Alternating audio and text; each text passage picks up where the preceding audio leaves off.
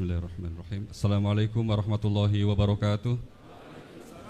Alhamdulillah, salatu wassalamu ala rasulillah wa ala alihi wa sahbihi wa mawalah, amma ba'd. Yang sama-sama kita hormati Bapak Kiai Haji Bahauddin Nur Salim atau Gus Baha, Habib Hussein, Habib Ali, Bapak Ibu sekalian, rahimakumullah. Pertama-tama atas nama Pusat Studi Al-Quran, atas nama Cari Ustadz.id, atas nama Pesantren Baitul Quran, tentu kita mengucapkan terima kasih atas perkenan Gus Baha yang untuk sekian kalinya membersamai kita semuanya. Mudah-mudahan ini menjadi berkah untuk kita semuanya. Kemudian yang kedua juga menyampaikan ucapan terima kasih kepada Bapak Ibu yang telah berkenan hadir.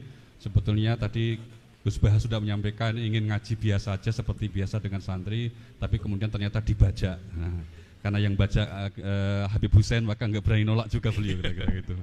Terakhir nanti kita mungkin akan ada sesi tanya jawab, kita berikan beberapa kesempatan, mohon dipersiapkan.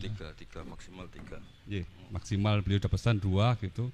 Nah itu nanti insya Allah kita beri waktunya dan kita akan sampai kajian kita akan sampai kurang lebih jam 8.00.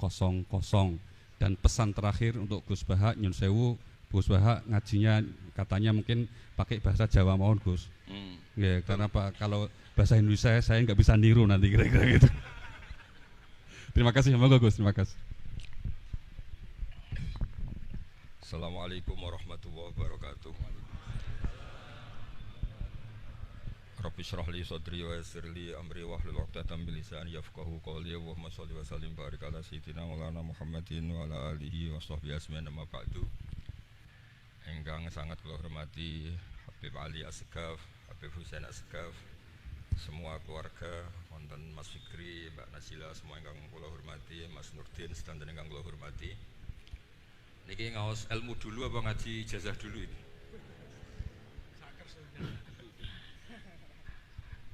Ini kok malah aneh. Mboten usah ngirim. Mboten Cek 1 2. Pakai ini, tidak usah ini aja.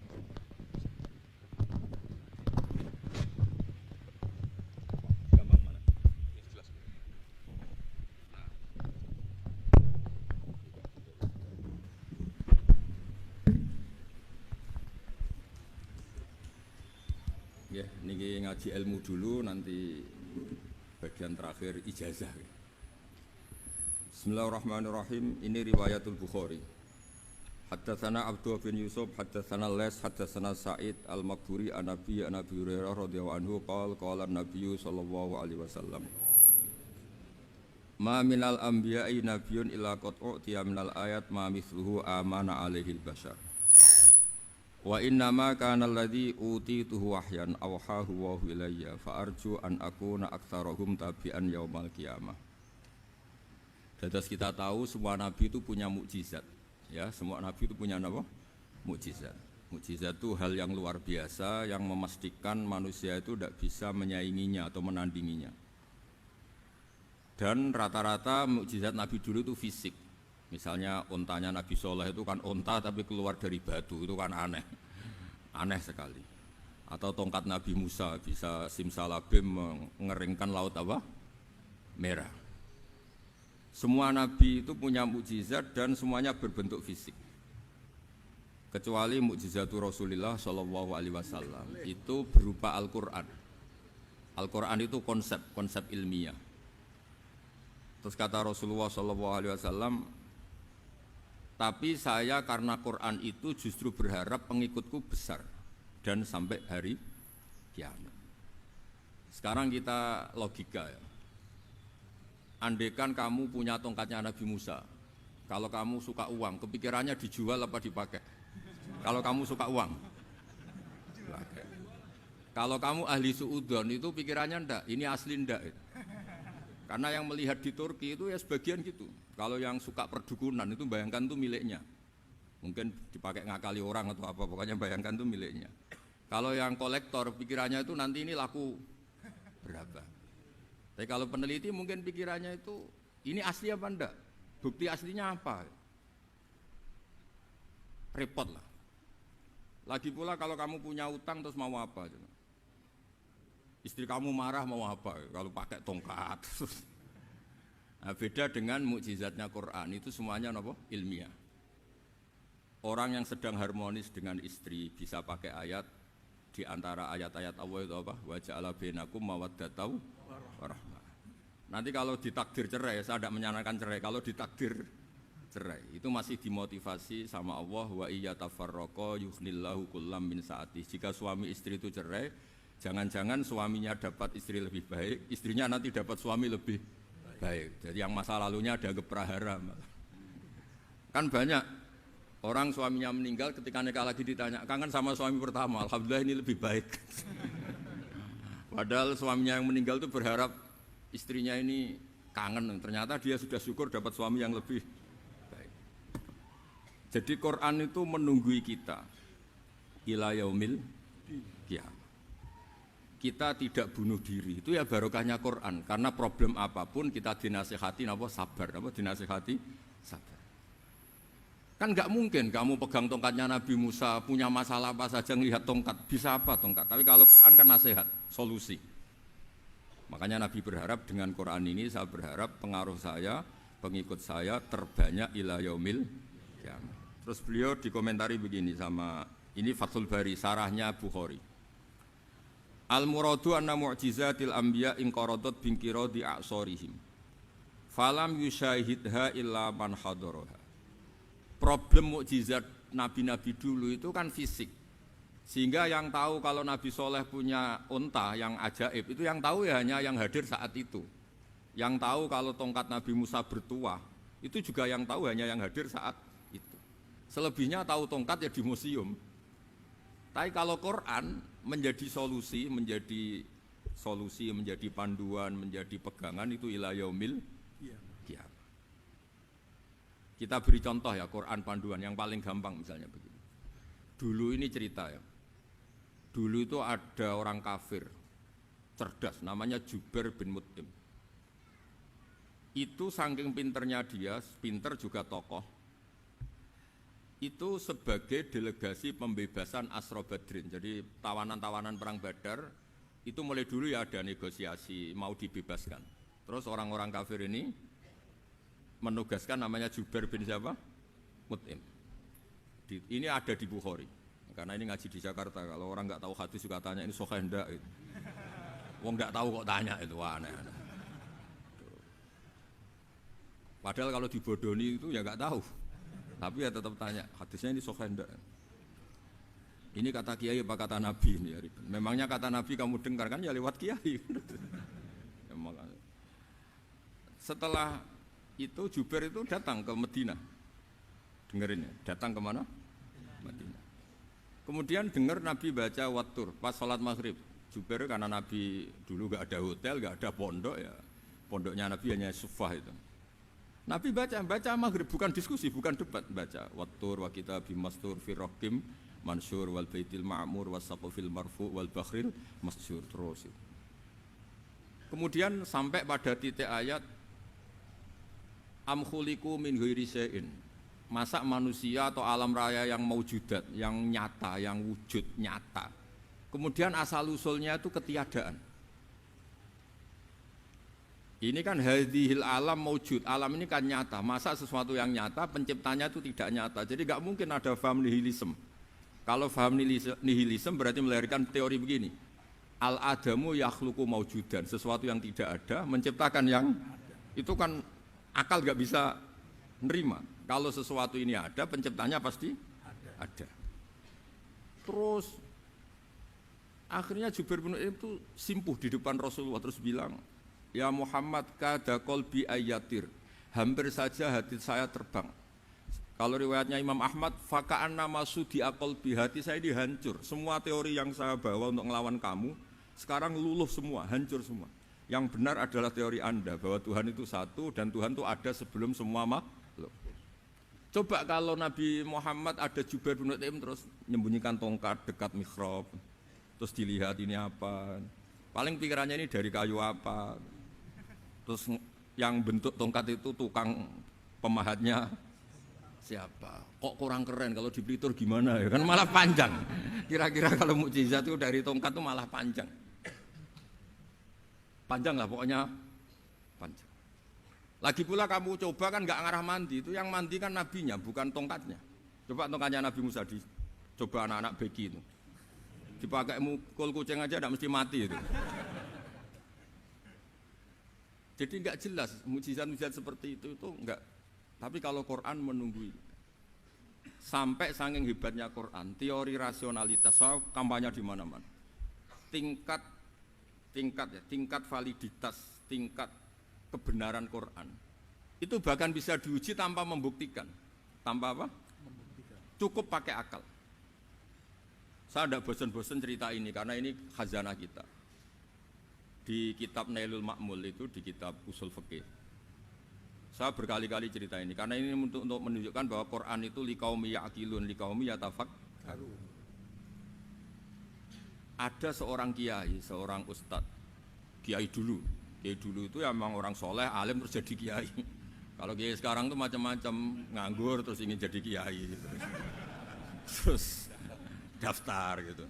Ada lowongan di yayasan masuk ingin jadi ustadz karena dengar ada gajinya. Dulu tidak ada seperti itu, tidak ada.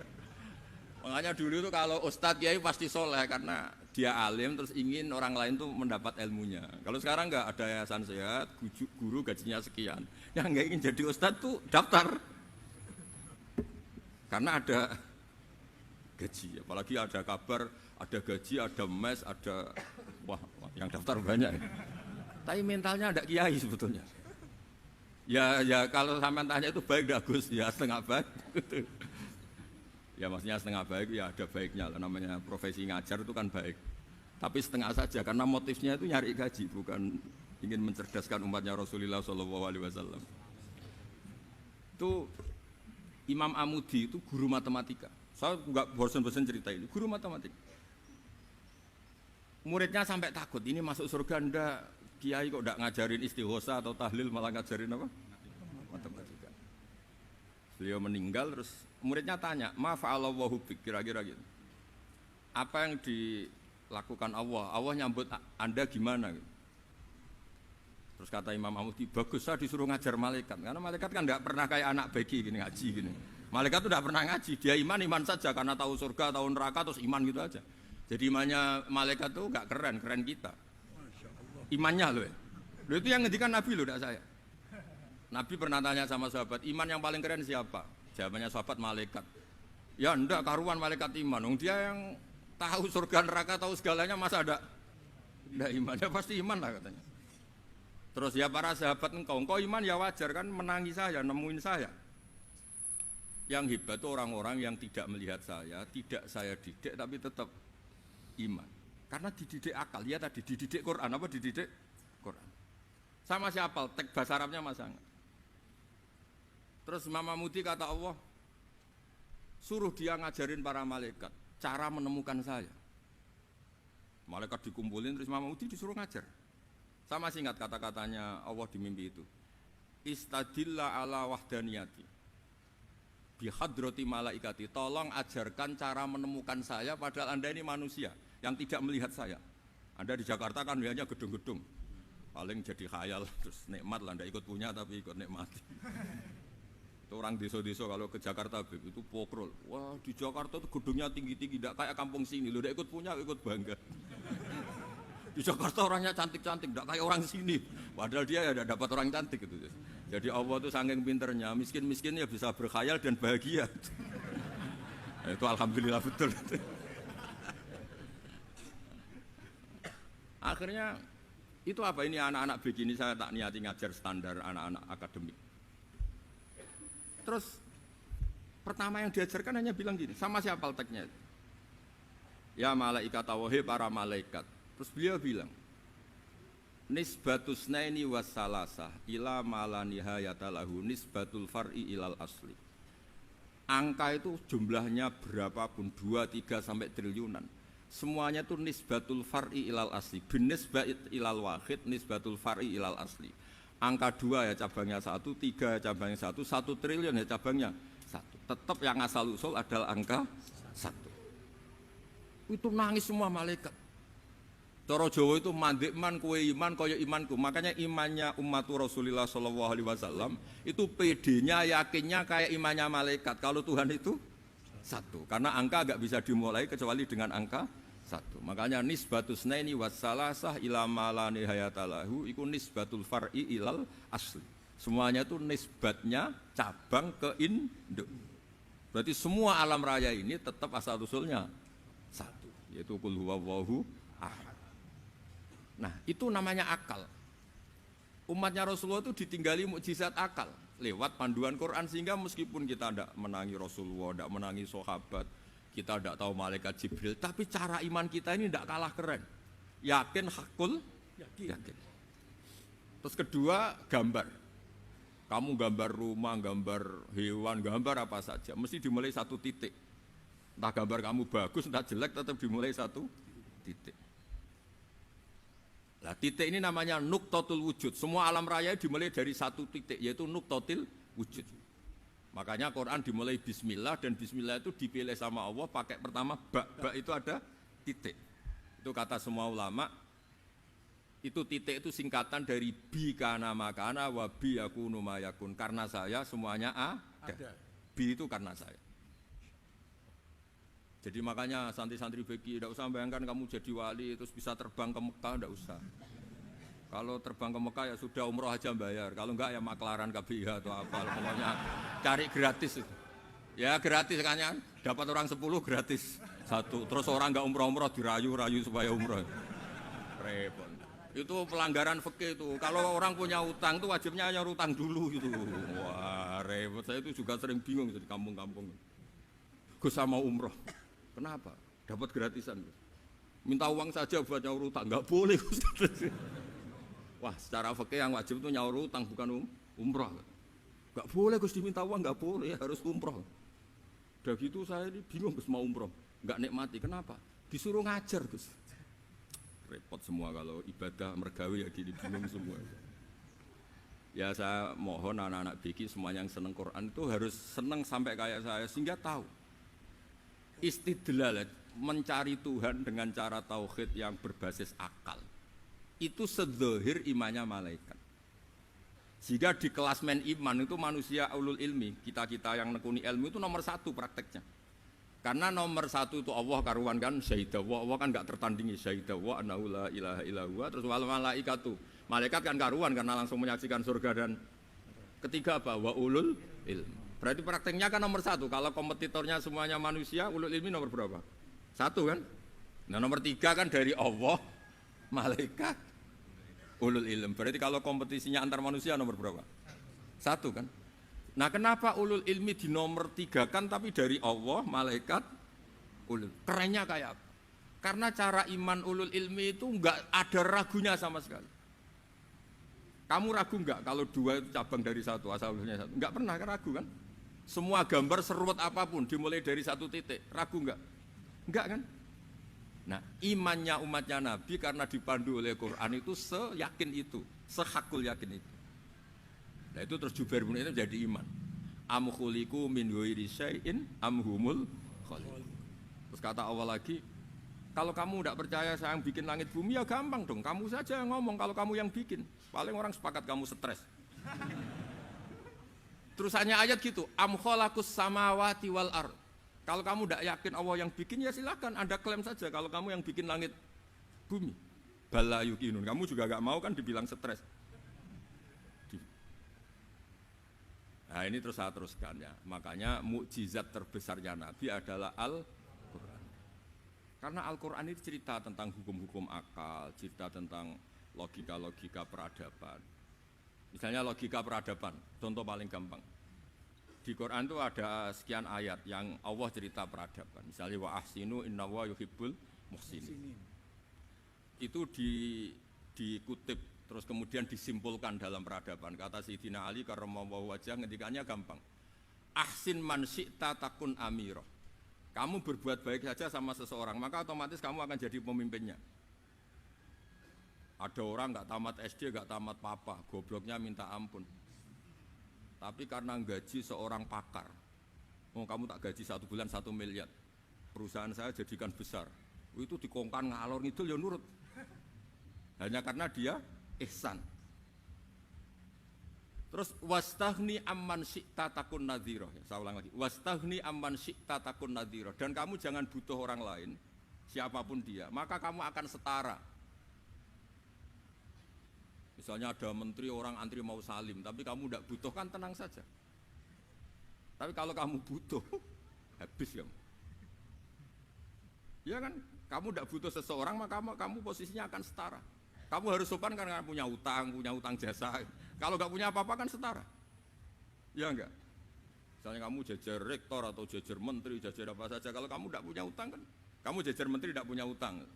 Sama jajar satpam tapi punya utang, takut mana?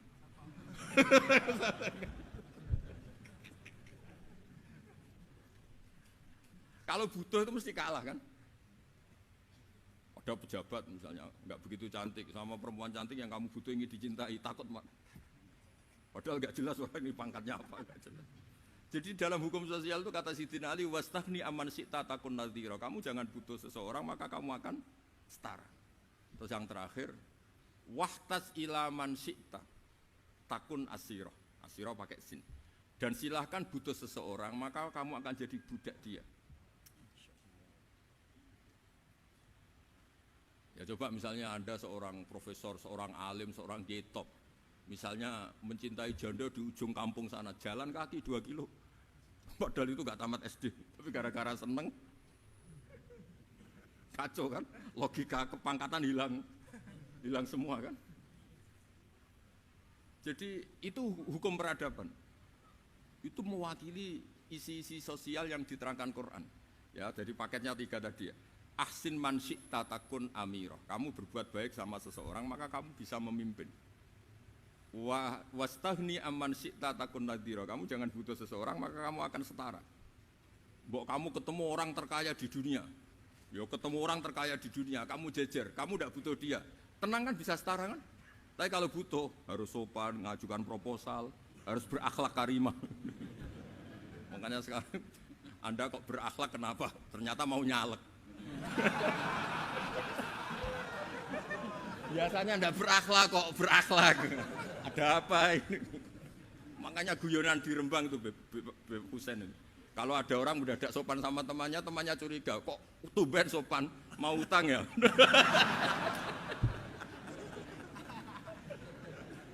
Zaman akhir itu kacau.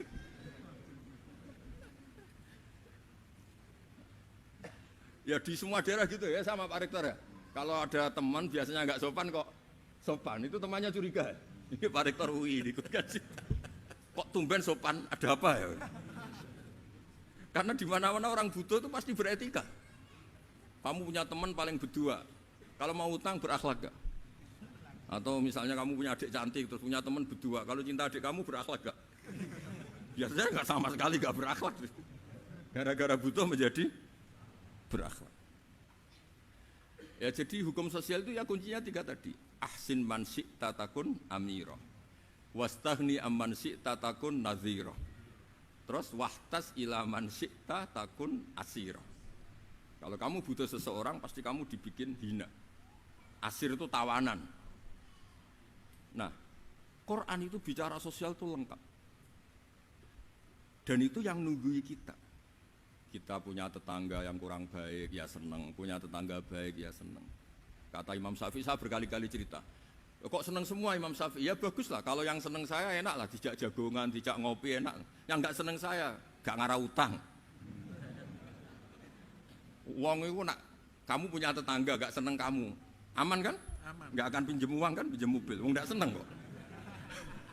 Makanya Imam Syafi'i itu kalau ngedikan luar Syafi'i, diceritain orang. Ya Aba Abdillah bagiannya, ya Aba Abdillah orang itu gak seneng kau, bagus lah. Loh kenapa bagus? Waman asa'a ilaika faqad atlakoka. Orang yang gak seneng kamu maka membebaskan kamu. Gak akan pinjam uang, pinjam mobil, gak akan ganggu waktu kamu, kan gak seneng. Justru yang seneng-senengi masalah pinjam terus. Imam Syafi'i itu orang yang anggap dunia itu selesai. Ada yang cerita, ya Aba Abdillah, orang yang tadi cium tangan engkau, yang hormat engkau, di luar maki-maki engkau, ngerasain engkau, ngata-ngatain engkau. Ya bagus lah. Kok bagus gimana? Berarti saya wibawa, depan saya tidak berani. Berarti saya wibawa, di depan saya tidak berani. Berarti itu makomnya sudah kulillah, sumadarhum fi khawdihim, ya labun, sudah dunia itu selesai, sudah agak penting semua. Nah, itu kalau kamu anak-anak beki ahli Quran sudah ayatnya qulillah sumadharhum fi khawdihim yal'abun, sudah lihat Allah saja gak penting makhluk-makhluk itu. Dah makhluk semua gak penting, yang penting Allah. Nah, kita ini ditunggoni mukjizat seperti itu. Bayangkan misalnya kita ditunggoni tongkatnya Nabi Musa. Saya ngajar di sini terus ini tongkat. Terus nanti yang tanya, Gus itu kayu apa, Gus? Nanti yang kolektor tanya, itu harganya berapa, Gus? Ruwet apa? Terus yang ahli suudon, itu asli gak, Gus? Wah. Yang ahli suudon kan mesti tanyanya gitu, itu asli enggak, Gus? Repot-repot pokoknya. Tapi kalau Quran kan jelas, kenapa? Jelas. Ya terus saya teruskan. Fala yamurru terus al-murad anna mu'jizatil anbiya in qaradat bin qidari aqsam satu wa mu'jizatul Quran mustamiratun ila yaumil qiyamah. Wa kharquhu lil adat fi uslubihi wa balaghatihi wa ikhbarihi bil maghibat. Terus kata ini yang ngarang Fathul Bari sarahnya Imam Bukhari. Fala yamurru asrun minal aqsar illa wa yadharu fihi syai'un mimma akhbaru bi annahu sayakun yadullu ala sihhati da'wahu. Wa hadza aqwal muhtamilat. Wa takmiluhu fil ladzi ba'da. Wa qilan ya annal al makna anal mu'jizat al madiyah kanat khissiyatan tusyahadu bil absar kana qati Shalih wa asa Musa. Mukjizatnya nabi-nabi dulu itu hanya penyembuh, hanya pelengkap, hanya nuruti keinginan mata. Seperti dahsyatnya apa? Laut Merah di sebelah apa dipukul sama tongkatnya Nabi siapa? Itu semuanya itu hanya memanjakan mata. Urusan mata. Terus wow itu.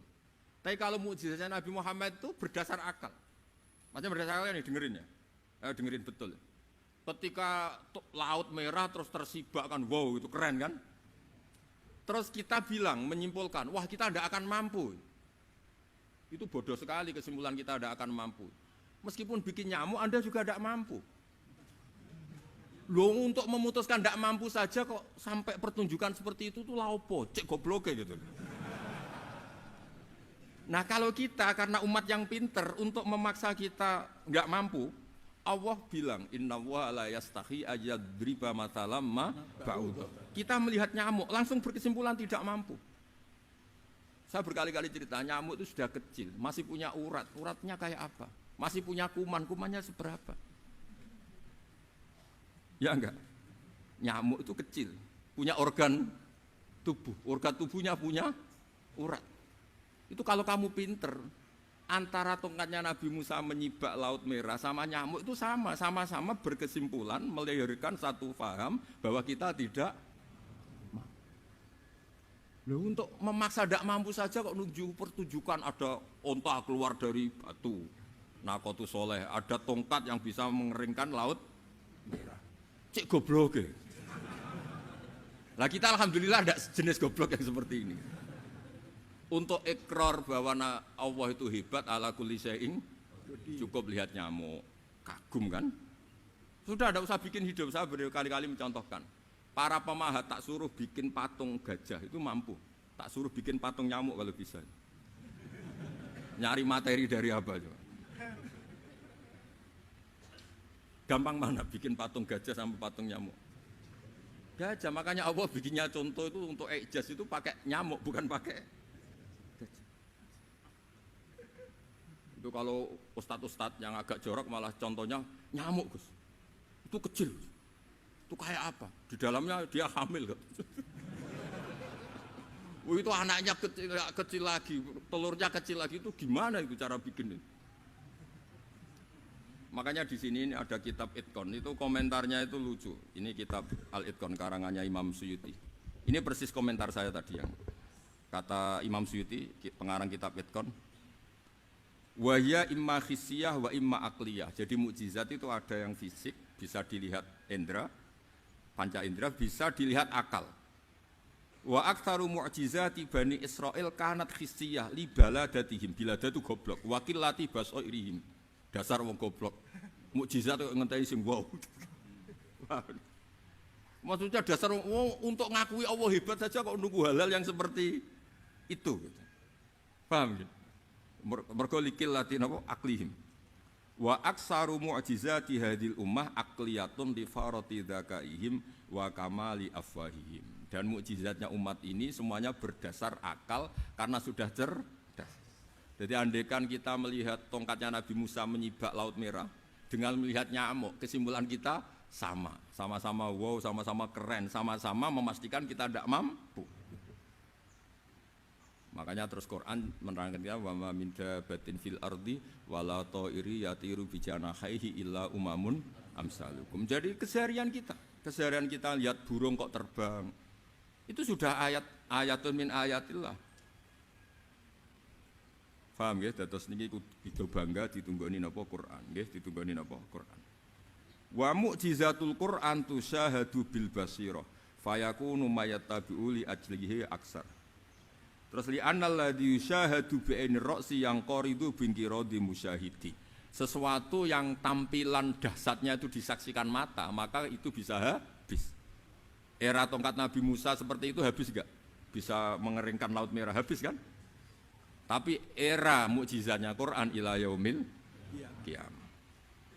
Ya contoh sosial, saya kembali lagi ke sosial. Kamu punya teman awet atau punya istri awet, itu konsepnya ya wal kadhiminal ghaidh, agak gampang tersinggung. Coba kalau kamu setiap tersinggung putus, setiap tersinggung habis, kamu tidak punya teman, tidak punya istri. Sampai kita awet seperti ini, kalau kecewa ya wal kadhiminal ghaidh, ngempet. Termasuk saya ini, biasanya ngaji khusus terus bajak ini ya kecewa. Tapi barokahnya diwarai Quran wal kadhiminal ghaidh, ngempet Gus, ngempet. Terus kecewa sama teman, kenapa tidak putus? Karena wal afina aninna, sudah kalau kecewa maafkan. Coba kalau kita kecewa presiden demo, kecewa menteri demo, kecewa orang tua minggat. Ya kalau dicari, kalau tidak kan malu. Saya itu punya teman tak tanya, kecewa besar sama bapak itu. Kenapa tidak minggat? Malu. Kenapa malu? Takut gak dicari. Itu orang tuh paling malu itu kalau keluar dari rumah nggak di. Saya punya teman lagi, saya ini takut mati Gus. Kenapa? Takut istri saya tidak nangis Gus. Itu kematian terburuk itu kalau sudah mati tahu istrinya tidak nangis, itu malu betul itu.